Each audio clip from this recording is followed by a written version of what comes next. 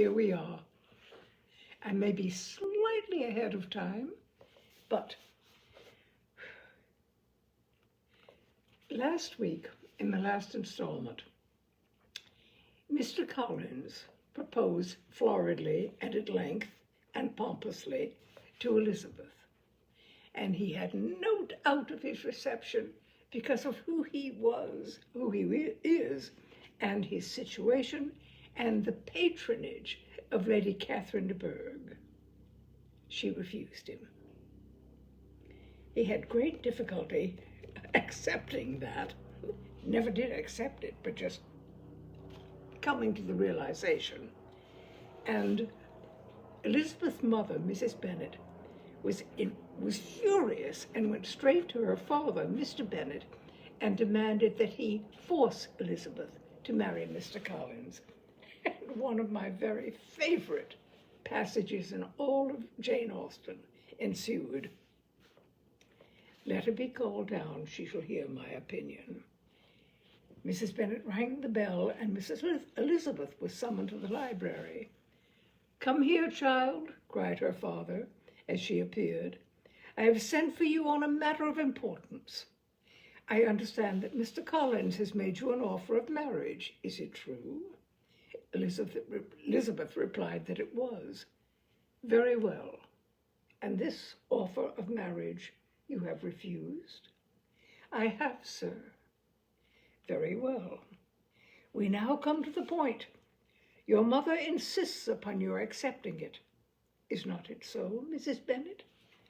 Yes, or I will never see her again. An unhappy alternative is before you, Elizabeth. From this day you must be a stranger to one of your parents. Your mother will never see you again if you do not marry Mr. Collins, and I will never see you again if you do. As I said, it's one of my very favorite moments in all of Jane Austen. Now, part 7, of Pride and Prejudice. The discussion of Mr. Collins's offer was now nearly at an end, and Elizabeth had only to suffer from the uncomfortable feelings necessarily attending it, and occasionally from some peevish allusions of her mother. As for the gentleman himself, his feelings were chiefly expressed not by embarrassment or dejection or by trying to avoid her, but by stiffness of manner and resentful silence. He scarcely ever spoke to her, and the assiduous attentions which he had been so sensible of himself were transferred for the rest of the day to Miss Lucas, whose civility in listening to him was a seasonable relief to them all, and especially to her friend. The morrow produced no abatement of Mrs. Bennet's ill humor or ill health. Mr. Collins was also in the same state of angry pride. Elizabeth had hoped that his resentment might shorten his visit, but his plan did not appear to be in the least affected by it. He was always to be gone on Saturday, and to Saturday he still meant to stay. After breakfast, the girls walked to Meryton to inquire if Mr. Wickham were returned, and to lament over his absence from the Netherfield ball. He joined them on their entering the town and attended them to their aunt's, where his regret and vexation and the concern of everybody was well talked over. To Elizabeth, however, he voluntarily acknowledged that the necessity of his absence had been self-imposed. I found, said he, as the time drew near, that I had better not meet Mr. Darcy, that to be in the same room, the same party with him for so many hours together might be more than I could bear, and that scenes might arise unpleasant to more than myself. She highly approved his forbearance, and they had leisure for a full discussion of it, and for all the commendation which they civilly bestowed on each other as Wickham and another officer walked back with him to Longbourn, and during the walk he particularly attended to her. His accompanying them was a double advantage. She felt all the compliment it offered to herself, and it was most acceptable as an occasion of introducing him to her father and mother. Soon after their return, a letter was delivered to Miss Bennet. It came from Netherfield and was opened immediately. The envelope contained a sheet of elegant little hot-pressed paper, well covered with a lady's fair flowing hand, and Elizabeth saw her sister's countenance change as she read it, and saw her dwelling intently on some particular passages.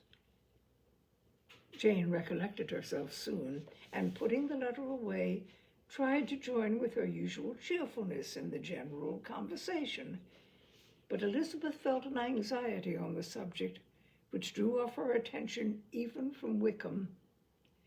And no sooner had he and his companion taken leave than a glance from Jane invited her to follow her upstairs. When they had gained their own room, Jane, taking up the letter, said, "This is from Caroline Bingley. What it contains has surprised me a good deal. The whole party have left Netherfield by this time, and are on their way to town, and without any intention of coming back again. You shall hear what she says." She then read the first sentence aloud, which comprised the information of their having just resolved to follow their brother to town directly, and of their meaning to dine that day in Grosvenor Street, where Mr. Hurst had a house. The next was in these words: "I do not pretend to regret anything I shall leave in Hertfordshire, except your society, my dearest friend, but we will hope at some future period to enjoy many returns of the delightful intercourse we have known, and in the meanwhile may lessen the pain of separation by a very frequent and most unreserved correspondence. I depend on you for that." To these high-flown expressions, Elizabeth listened with all the insensibility of distrust. And though the suddenness of their removal surprised her, she saw nothing in it really to lament.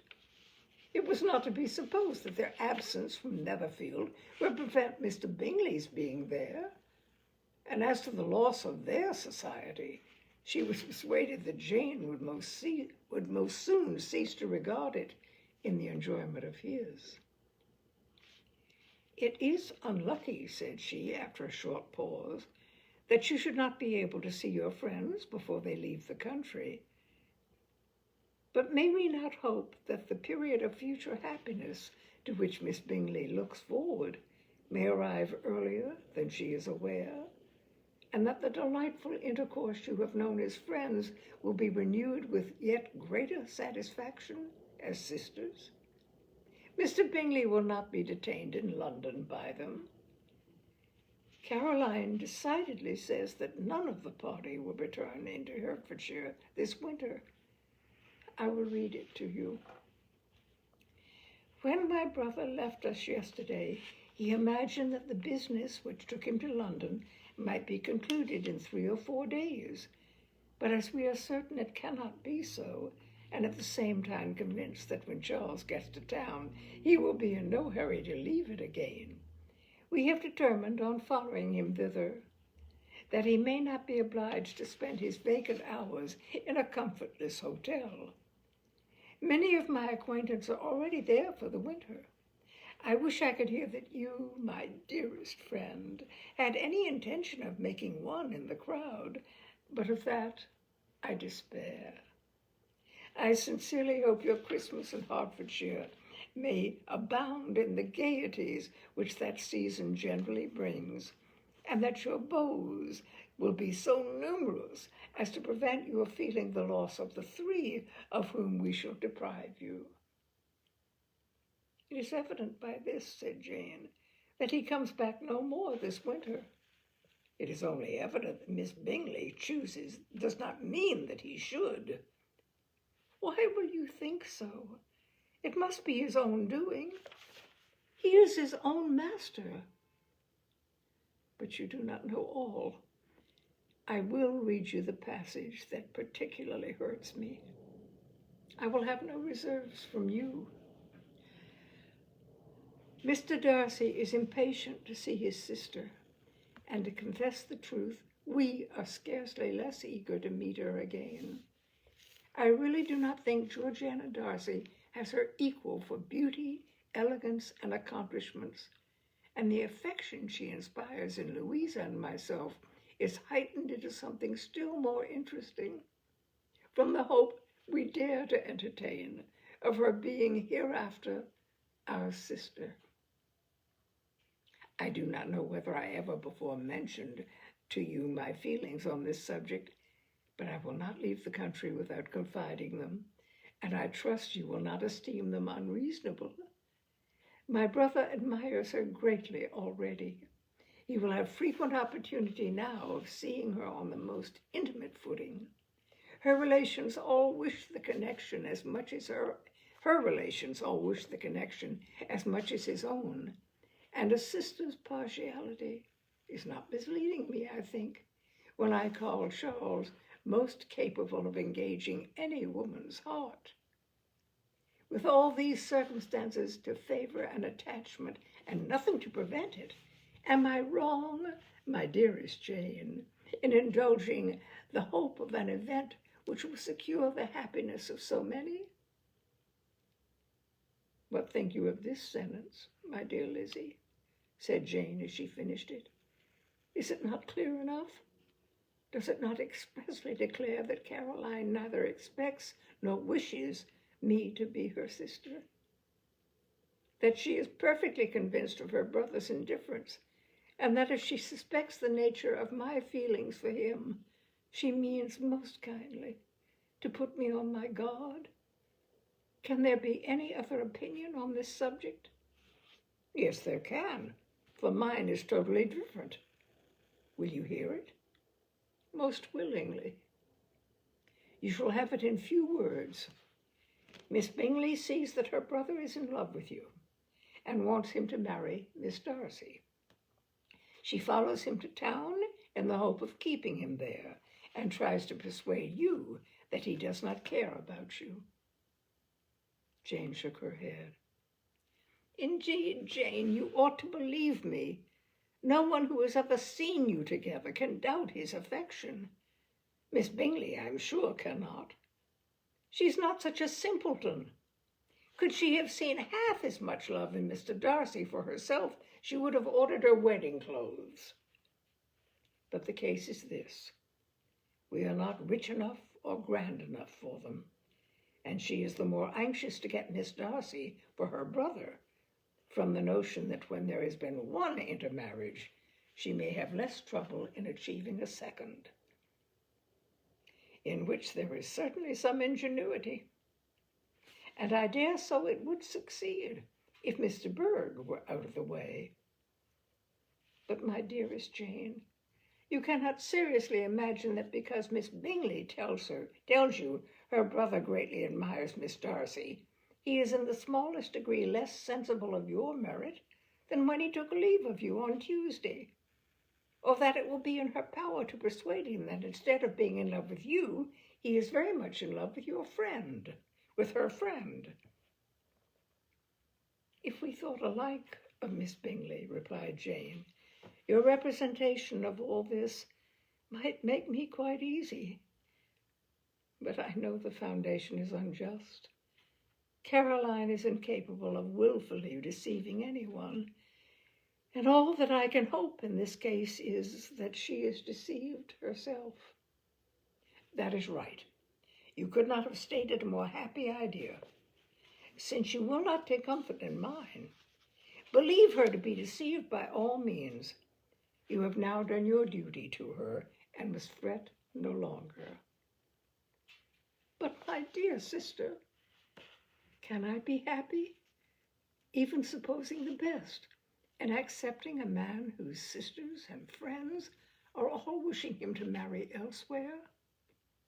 You must decide for yourself, said Elizabeth. And if upon mature deliberation you find that the misery of disobliging his two sisters is more than equivalent to the happiness of being his wife, I advise you by all means to refuse him." "How can you talk so?" said Jane, faintly smiling. "You must know that though I should be exceedingly grieved at their disapprobation, I could not hesitate. I did not think that you could. And that being the case, I cannot consider your situation with much compassion. But if he returns no more this winter, my choice will never be required. 1,000 things may arise in 6 months. The idea of his returning, no more Elizabeth treated with the utmost contempt. It appeared to her merely the suggestion of Caroline's interested wishes, and she would not for a moment suppose that those wishes, however openly or artfully spoken, could influence a young man so totally independent of everyone. She represented to her sister as forcefully as possible what she felt on the subject, and had soon the pleasure of seeing the happy effect. Jane's temper was not desponding, and she was gradually led to hope, though the diffidence of affection sometimes overcame the hope, that Bingley would return to Netherfield and answer every wish of her heart. They agreed that Mrs. Bennet should only hear of the departure of the family without being alarmed on the score of the gentleman's conduct. But even this partial communication gave her a great deal of concern, and she bewailed it as exceedingly unlucky that the ladies should happen to go away just as they were all getting so intimate together.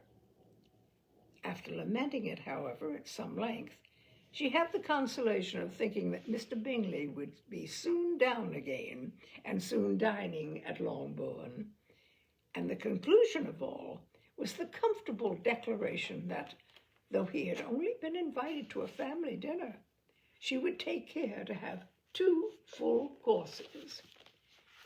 And here I'm going to interject, turning to Josephine Ross, Jane Austen, a companion, and talking about, a formal dinner, such as that to which Mrs. Bennet invites Mr. Bingley, on whom she had such anxious designs, as a husband for her daughter, would have run to 2 full courses, including a first spread of dishes, including meat, poultry, and fish, along with vegetables, pies, and puddings.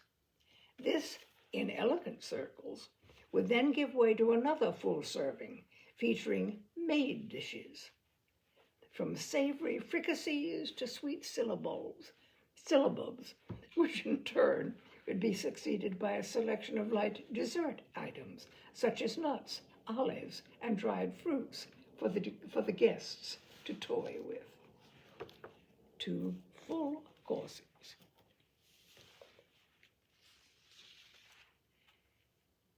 The Bennets were engaged to dine with the Lucases, and again, during the chief of the day, was Miss Lucas so kind as to listen to Mr. Collins. Elizabeth took an opportunity of thanking her. "It keeps him in good humor," said she, "and I am more obliged to you than I can express." Charlotte assured her friend of her satisfaction in being useful, and that it amply repaid her for the little sacrifice of her time. This was very amiable, but Charlotte's kindness extended farther than Elizabeth had any conception of. Its object was nothing less than to secure her from any return of Mr. Collins's addresses by engaging them towards herself. Such was Miss Lucas's scheme, and appearances were so favorable that when they parted at night, she should have felt almost sure of success if he had not been to leave Hertfordshire so very soon.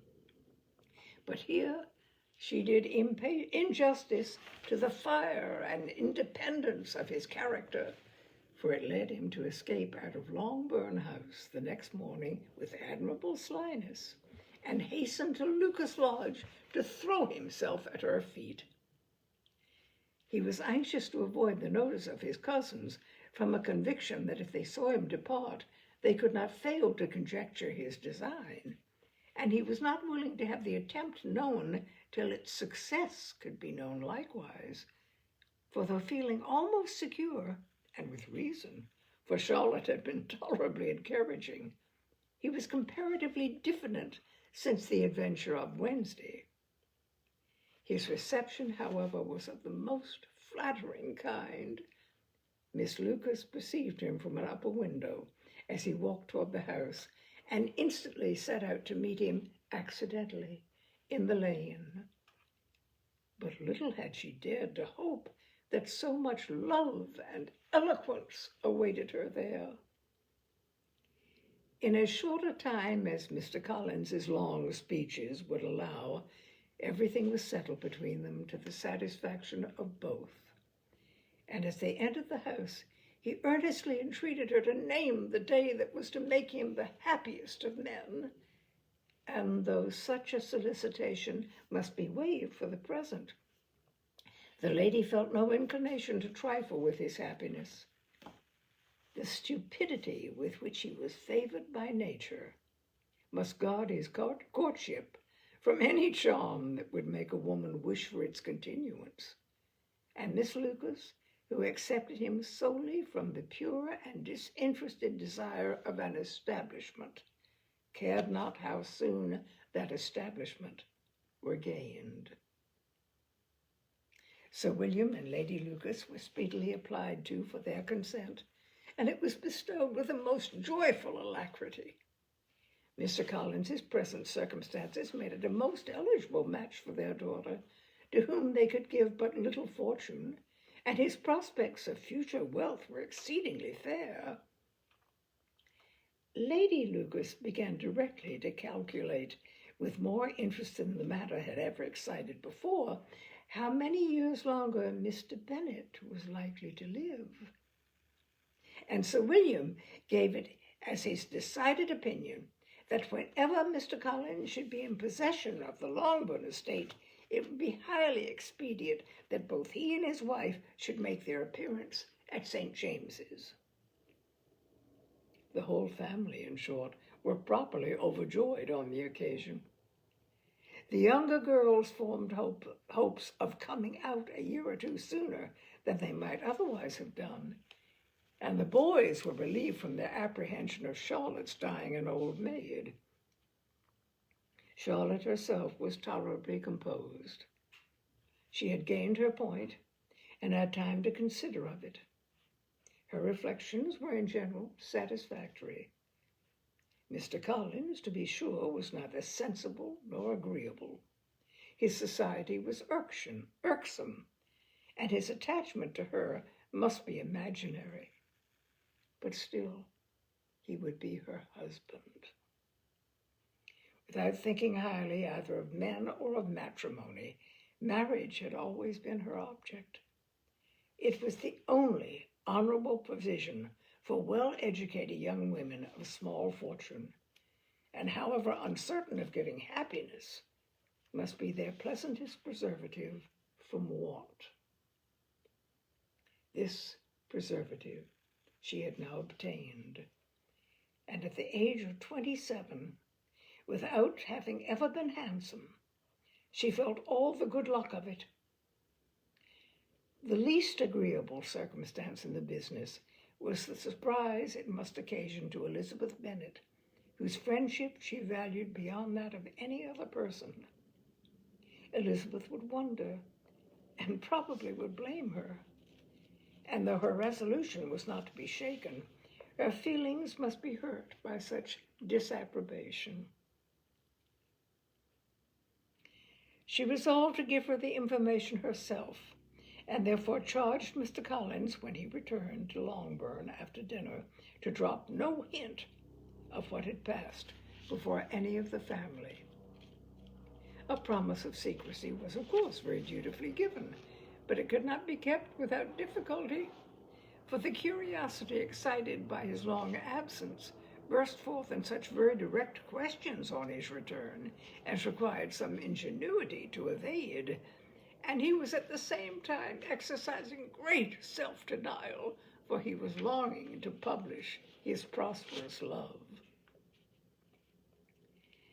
As he was to begin his journey too early on the morning to see any of the family, the ceremony of leave-taking was performed when the ladies moved for the night, and Mrs. Bennet, with great politeness and cordiality, said how happy they should be to see him at Longbourn again, whenever his other engagements might allow him to visit them.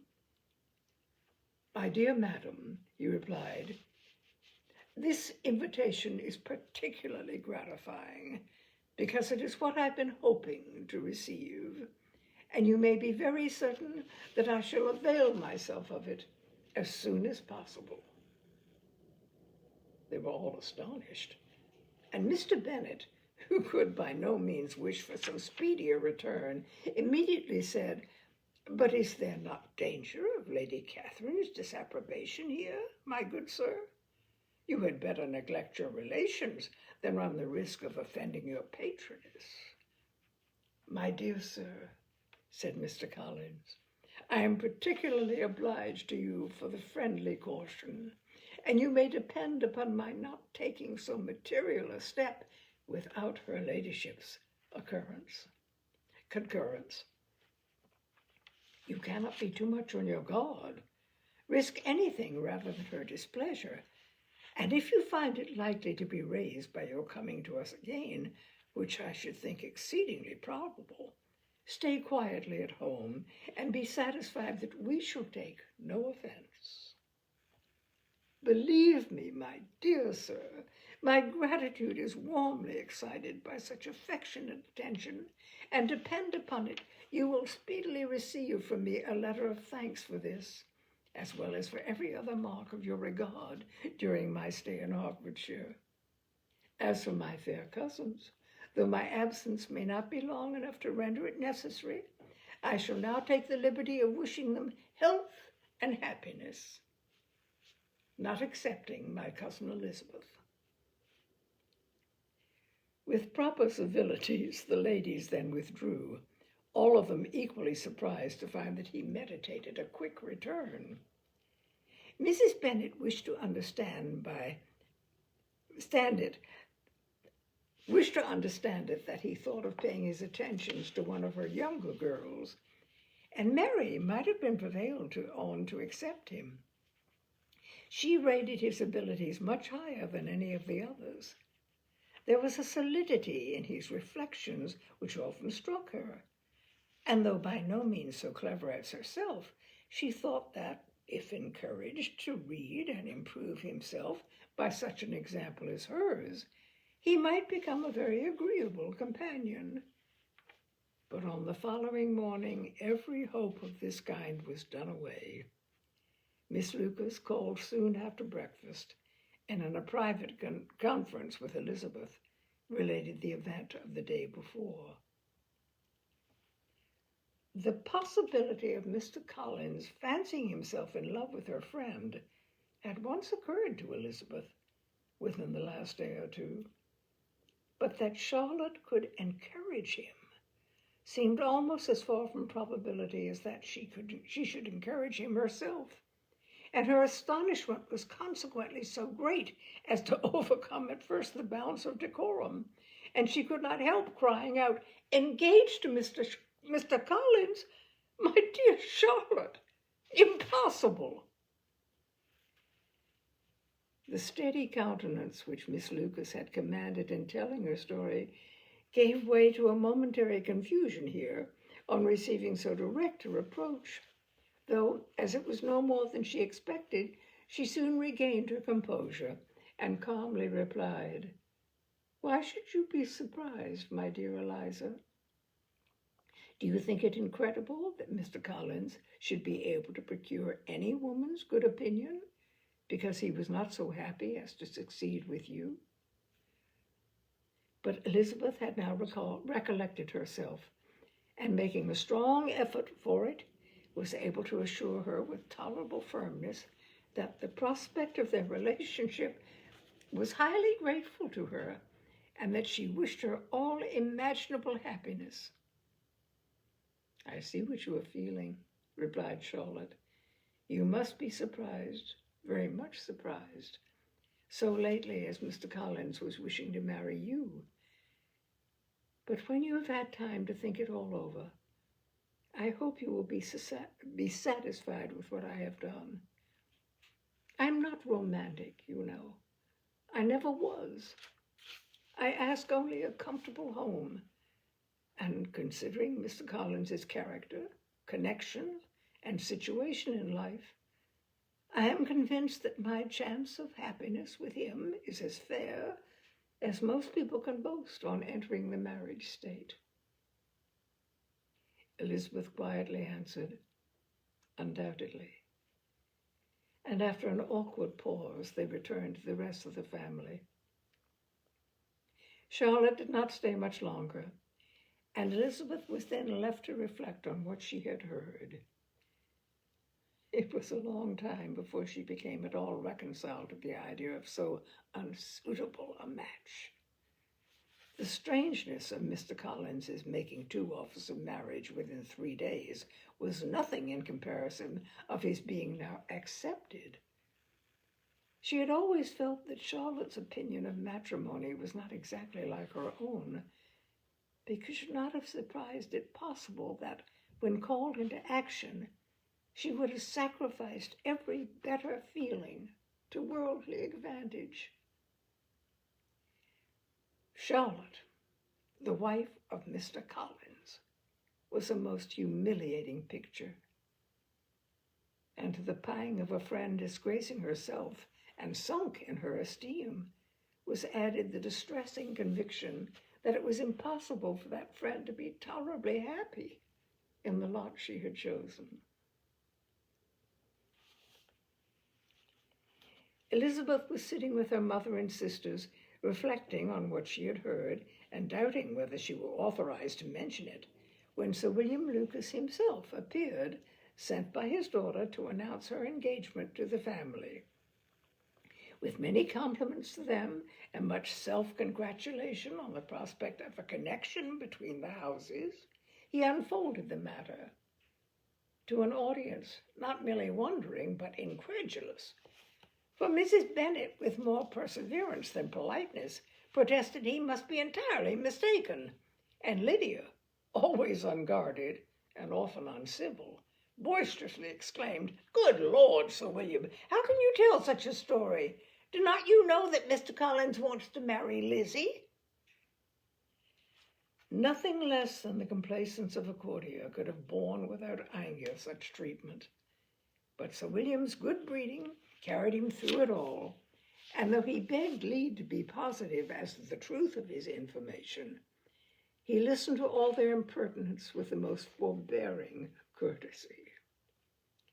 Elizabeth, feeling it incumbent upon her to relieve him from so unpleasant a situation, now put herself forward to confirm his account by mentioning her prior knowledge of it from Charlotte herself, and endeavored to put a stop to the exclamations of her mother and sisters by the earnestness of her congratulations to Sir William, in which she was readily joined by Jane, and by making a variety of remarks on the happiness that might be expected from the match, the excellent character of Mr. Collins, and the convenient distance of Hunsford from London. Mrs. Bennet was in fact too much overpowered to say a great deal while Sir William remained, but no sooner had he left them than her feelings found a rapid vent. In the first place, she persisted in disbelieving the whole of the matter. Secondly, she was very sure that Mr. Collins had been taken in. Thirdly, she trusted that they would never be happy together. And fourthly, that the match might be broken off. 2 inferences, however, were plainly deduced from the whole. One, that Elizabeth was the real cause of it all. The other, that she herself had been barbarously used by them all, and on these 2 points she principally dwelt for the rest of the day. Nothing could console and nothing appease her. Nor did that day wear out her resentment. A week elapsed before she could see Elizabeth without scolding her. A month passed away before she could speak to Sir William or Lady Lucas without being rude, and many months were gone before she could at all forgive their daughter.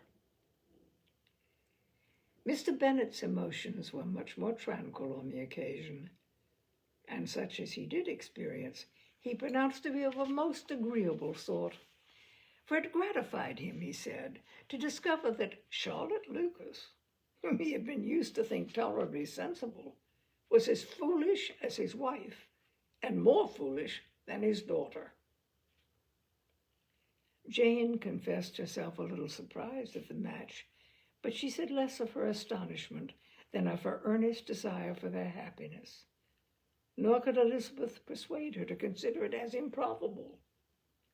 Kitty and Lydia were far from envying Miss Lucas, for Mr. Collins was only a clergyman, and it affected them in no other way than as a piece of news to spread in Meryton.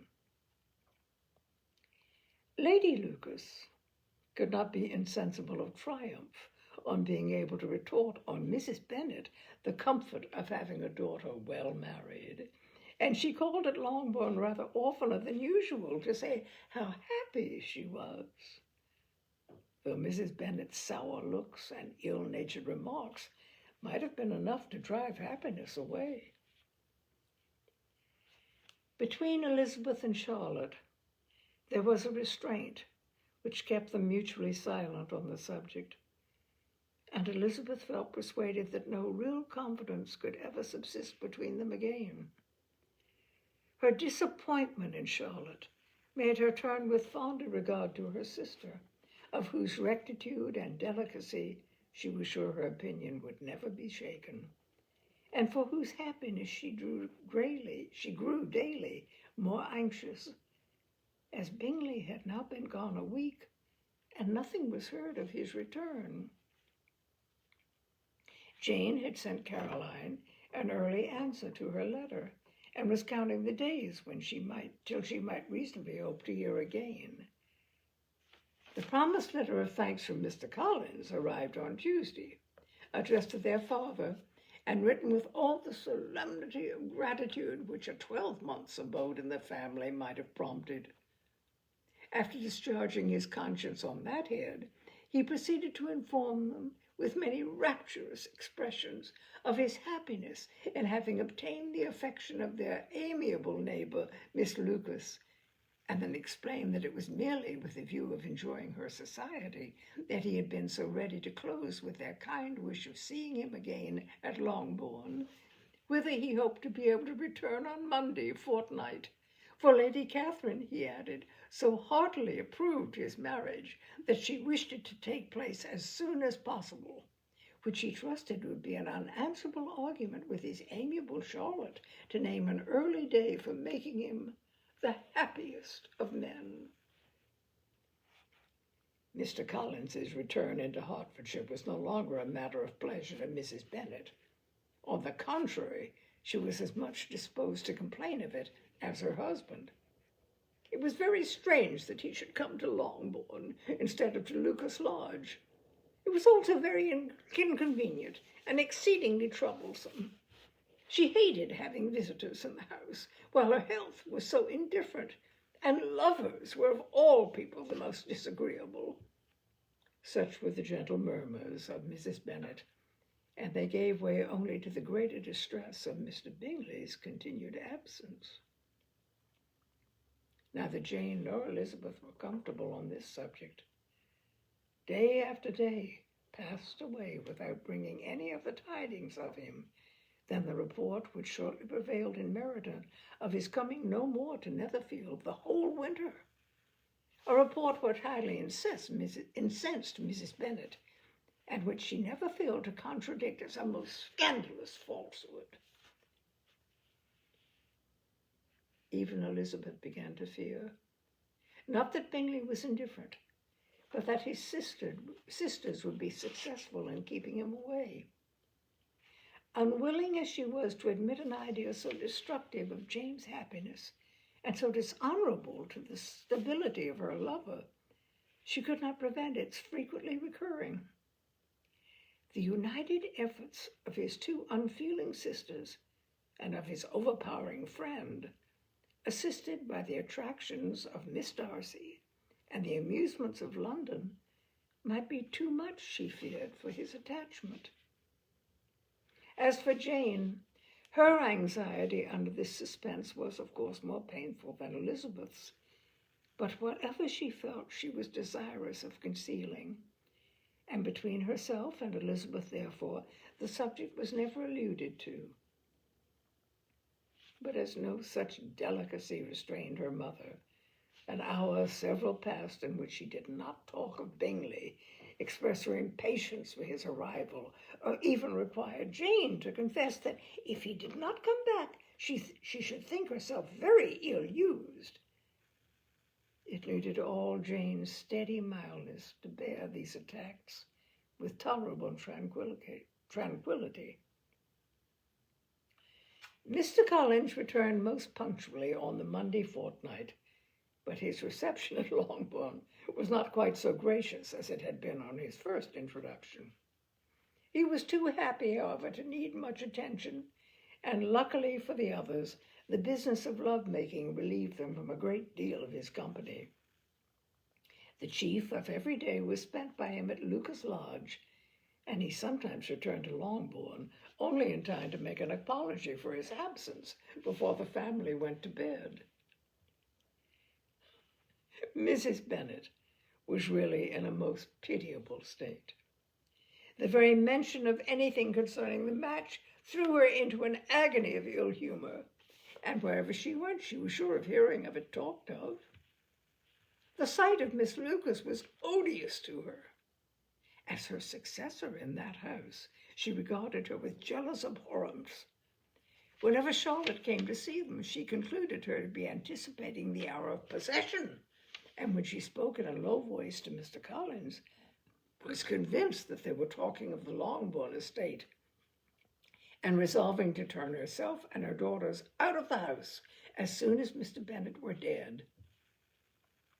She complained bitterly of all this, to her husband. "Indeed, Mr. Bennet," said she, "it is very hard to think that Charlotte Lucas should ever be mistress of this house, that I should be forced to make way for her, and live to see her take my place in it. My dear, do not give way to such gloomy thoughts. Let us hope for better things. Let us flatter ourselves that I may be the survivor." This was not very consoling to Mrs. Bennet, and therefore, instead of making any answer, she went on as before. "I cannot bear to think that they should have all this estate. If it were not for the entail, I should not mind it." "What should you not mind?" "I should not mind anything at all." "Let us be thankful that you are preserved from a state of such insensibility." "I can never be thankful, Mr. Bennet, for anything about the entail. How anyone could have the conscience to entail away an estate from one's own daughters, I cannot understand. And all for the sake of Mr. Collins, too. Why should he have it more than anybody else?" "I leave it to yourself to determine," said Mr. Bennet. Miss Bingley's letter arrived and put an end to doubt. The very first sentence conveyed the assurance of their being all settled in London for the winter, and concluded with their brother's regret at not having had time to pay his respects to his friends in Hertfordshire before he left the country. Hope was over, entirely over, and when Jane could attend to the rest of the letter, she found little, except the professed affection of the writer, that could give her any comfort. Miss Darcy's praise occupied the chief of it.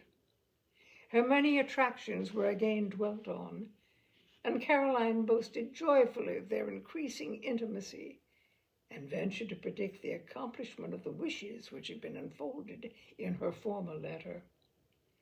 She wrote also with great pleasure of her brother's being an intimate of Mr. Darcy's house. and mentioned with raptures some plans of the latter with regard to new furniture. Elizabeth, to whom Jane very soon communicated the chief of all this, heard it in silent indignation. Her heart was divided between concern for her sister and resentment against all the others.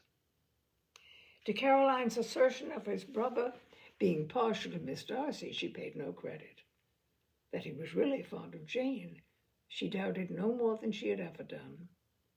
And much as she had always been disposed to like him, she could not think without anger, hardly without contempt, on that easiness of temper, that want of proper resolution, which now made him the slave of his designing friends, and led him to sacrifice his own happiness to the caprice of their inclinations. Had his own happiness, however, been the only sacrifice, he might have been allowed to sport with it in whatever manner he thought best, but her sister's was involved in it, as she thought he must be sensible himself. It was a subject, in short, on which reflection would be long indulged and must be unavailing.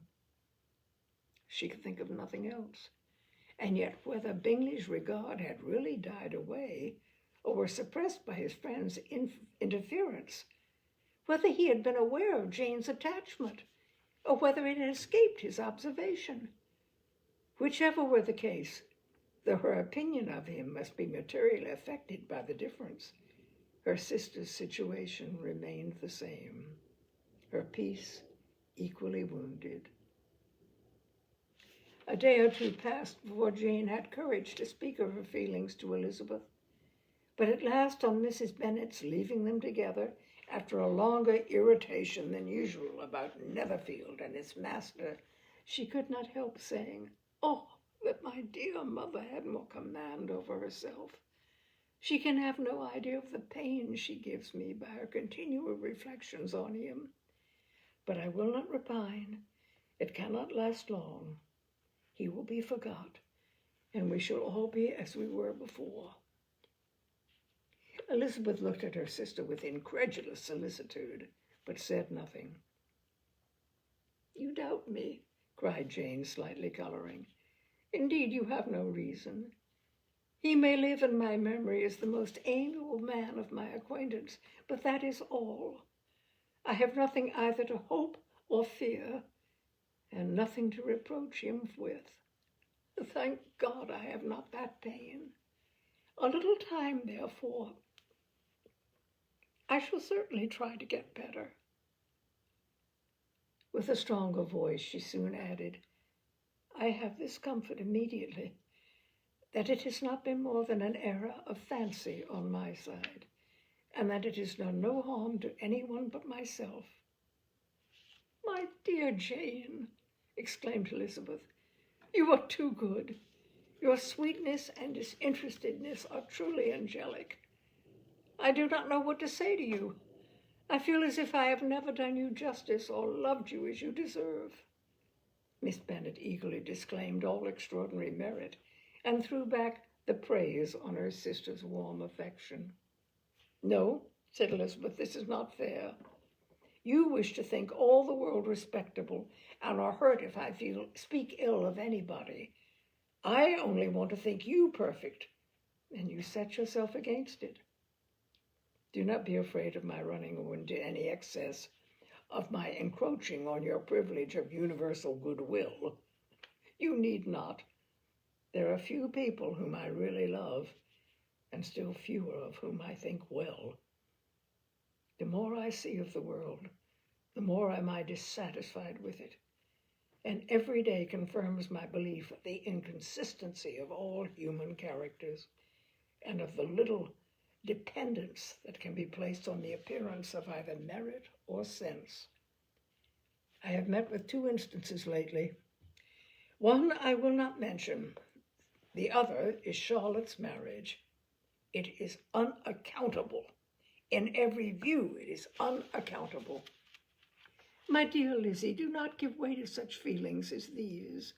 They will ruin your happiness. You do not make allowance enough for difference of situation and temper. Consider Mr. Collins's respectability and Charlotte's prudent, steady character. Remember that she is one of a large family, that as to fortune, it is a most eligible match, and be ready to believe for everybody's sake that she may feel something like regard and esteem for our cousin. To oblige you, I would try to believe almost anything, but no one else could be benefited by such a belief as this.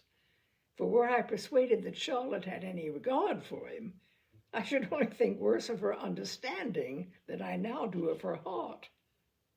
My dear Jane, Mr. Collins is a conceited, pompous, narrow-minded, silly man. You know he is, as well as I do. And you must feel as well as I do, that the woman who marries him cannot have a proper way of thinking. You shall not defend her, though it is Charlotte Lucas. You shall not, for the sake of one individual, change the meaning of principle and integrity, nor endeavor to persuade yourself or me that selfishness is prudence, and insensibility of danger security for happiness. I must think your language too strong in speaking of both, replied Jane, and I hope you will be convinced of it by seeing them happy together. But enough of this. You alluded to something else. You mentioned 2 instances. I cannot misunderstand you, but I entreat you, dear Lizzie, not to pain me by thinking that person to blame and saying your opinion of his is sunk. We must not be so ready to fancy ourselves intentionally injured. We must not expect a lively young man to be always so guarded and circumspect. It is very often nothing but our own vanity that deceives us. Women fancy admiration means more than it does, and men take care that they should. If it is designedly done, they cannot be justified, but I have no idea of there being so much design in the world as some persons imagine. I am far from attributing any part of Mr. Bingley's conduct to design, said Elizabeth, but without scheming to do wrong or to make others unhappy, there may be error and there may be misery. Thoughtlessness, want of attention to other people's feelings, and want of resolution will do the business. And do you impute it to either of those? Yes, to the last. But if I go on, I shall displease you by saying what I think of persons you esteem. Stop me whilst you can. You persist, then, in supposing his sisters influence him? Yes, in conjunction with his friend. I cannot believe it. Why should they try to influence him? They can only wish his happiness, and if he is attached to me, no other woman can secure it. Your first position is false. They may wish many things besides his happiness. They may wish his increase in wealth and consequence. They may wish him to marry a girl who has all the importance of money, great connections, and pride. Beyond a doubt they do wish him to choose Miss Darcy, replied Jane. But this may be from better feelings than you are supposing. They have known her much longer than they have known me. No wonder if they love her better. But whatever may be their own wishes, it is very unlikely they should have opposed their brothers. What sister would think herself at liberty to do it, unless there was something very objectionable? If they believed him attached to me, they would not try to part us. If he were so, they could not succeed. By supposing such an affection, you make everybody acting unnaturally and wrong, and me most unhappy. Do not distress me by the idea. I am not ashamed of having been mistaken, or at least it is slight, it is nothing in comparison to what I should feel in thinking ill of him or his sisters. Let me take it in the best light, in the light in which it may be understood. Elizabeth could not oppose such a wish, and from this time Mr. Bingley's name was scarcely ever mentioned between them. Mrs. Bennet still continued to wonder and repine at his returning no more, and though a day seldom passed in which Elizabeth did not account for it clearly, there seemed little chance of her ever considering it with less perplexity. Her daughter endeavored to convince her of what she did not believe herself, that his attentions to Jane had been merely the effect of a common and transient liking, which ceased when he saw her no more. But though the probability of the statement was admitted at the time, she had the same story to repeat every day. Mrs. Bennet's best comfort was that Mr. Bingley must be down again in the summer. Mr. Bingley treated the matter differently. "So, Lizzie," said he one day, "your sister is crossed in love, I find. I congratulate her. Next to being married, a girl likes to be crossed in love a little now and then. It is something to think of, and gives her a sort of distinction among her companions. When is your turn to come? You will hardly bear to be long outdone by Jane. Now is your time. Here are officers enough at Meryton to disappoint all the young ladies in the country. Let Wickham be your man. He is a pleasant fellow, and would jilt you creditably." "Thank you, sir, but a less agreeable man would satisfy me. We must not all expect Jane's good fortune."